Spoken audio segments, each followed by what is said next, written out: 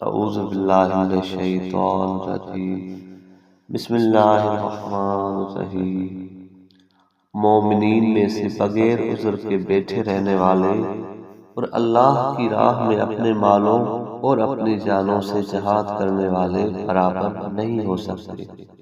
اللہ تعالیٰ نے اپنے مالوں اور اپنی جانوں سے جہاد کرنے والوں کو بیٹھے رہنے والوں پر درجہ میں بہت فضیلت دے رکھی ہے، اور اللہ نے ہر ایک کے ساتھ جنت کا وعدہ کر رکھا ہے، اور اللہ نے مجاہدین کو بیٹھ رہنے والوں پر بہت بڑے اجر کی فضیلت دے رکھی ہے۔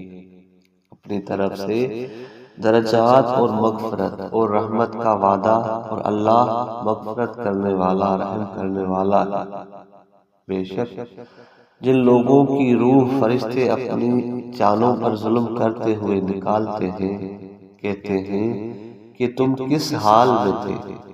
وہ کہتے ہیں کہ ہم زمین میں کمزور تھے۔ فرشتے کہتے ہیں کیا اللہ کی زمین کشادہ نہ تھی؟ پھر تم اس میں ہجرت کر جاتے۔ یہی لوگ ہیں جن کا ٹھکانہ دوزخ ہے، اور دوزخ لوٹنے کی بدترین جگہ ہے، مگر جو مرد، عورتیں اور بچے ضعیف بے بس ہیں، جو نہ کسی قسم کی تگودو کی طاقت رکھتے ہیں اور نہ کسی راستے پر چلنے کی استطاعت رکھتے ہیں، پھر شاید اللہ ان لوگوں سے درگزر کر دے، اور اللہ درگزر کرنے والا معاف کرنے والا ہے۔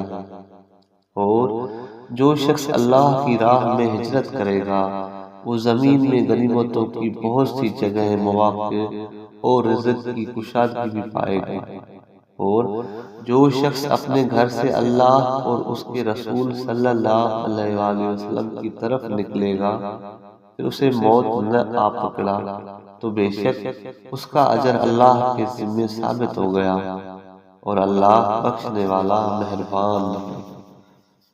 اور جب سفر پر نکلو تو تم پر نماز قصر کرنے میں کوئی گناہ نہیں ہے، اگر تم ڈرتے ہو کہ کافر تمہیں قتل کریں گے۔ بے شک کفار تمہارے کھلے دشمن ہیں۔ اور جب اے محمد صلی اللہ علیہ وآلہ وسلم تم ان کے درمیان میں ہو، پھر ان کو نماز پڑھاؤ، تو چاہیے کہ ان کی ایک جماعت تمہارے ساتھ اپنے ہتھیار لیے نماز پڑھے، پھر جب وہ سجدہ کر لے تو ہٹ کر تمہارے پیچھے آ جائے، اور دوسری جماعت جس نے نماز نہیں پڑھی وہ آگے آئے اور تمہارے ساتھ نماز ادا کرے، اور اپنا بچاؤ کرے اور اپنے ہتھیار لیے رہے۔ کافر چاہتے ہیں کہ کسی طرح تم اپنے ہتھیاروں اور اپنے سامان سے بے خبر ہو جاؤ، تو وہ تم پر اچانک دھاوا بول دے، اور تم پر گناہ نہیں ہے کہ اگر تمہیں تکلیف ہو یا بے وجہ بارش کی یا بے سبب بیمار ہونے کی، اپنے ہتھیار اتار کر رکھو اور اپنے بچاؤ کی چیزیں ساتھ لیے رہو۔ بے شک اللہ نے کافروں کے لیے ذلت کا عذاب تیار کر رکھا ہے۔ پھر جب تم نماز ادا کر چکو تو اس حال میں کہ تم کھڑے ہو، اور اس حال میں کہ تم بیٹھے ہو، اور اس حال میں کہ پہلو بھر لیٹے ہوئے ہو، اللہ کو یاد کرو۔ پھر جب تمہیں جنگ کے خوف سے اطمینان حاصل ہو جائے تو پوری نماز قائم کرو۔